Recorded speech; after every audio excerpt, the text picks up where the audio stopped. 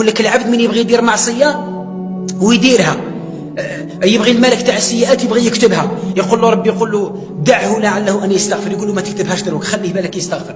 من يلحق الظهر والعصر وما يستغفرش يبغي الملك يكتبها، يقول له ربي دعه لعله أن يتوب بالك يستغفر. قال لك من تلحق العيشة ويرقد وما يستغفرش من هذا المعصية ومن هذا الذنب اللي داروا، يخاطب ربي يقول له يا عبدي ما أقل حياءك من لو دي ما حشمت مني.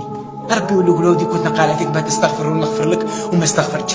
لا إله إلا الله محمد رسول الله. باب التوبة مفتوح، نسأل الله. هذاك الرجل من بني إسرائيل الذي أطاع الله سنوات ثم عصاه سنوات، من رح شاف وجهه في المري صب شعره بياض ولحيته بياض وحده وداب ظهره وشاب شعره، قال له يا ربي أطعتك سنوات وعصيتك سنوات وراني يا ربي بغيت نرجع لك، يا ربي صار تقبلني، يا ربي بغيت نتوب لك تقبلني وتفتح لي الباب.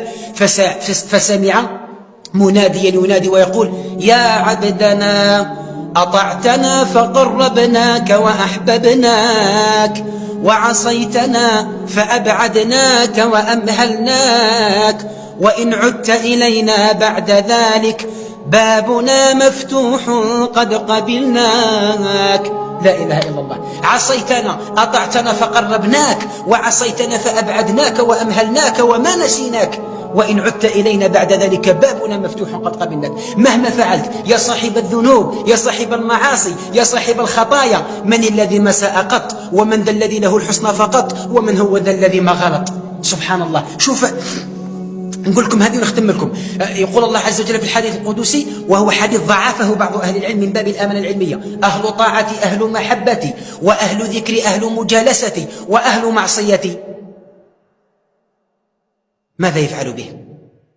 أهل طاعتي أهل محبتي، وأهل ذكري أهل مجالستي، وأهل معصيتي لا أقنطهم من رحمتي. لا إله إلا الله.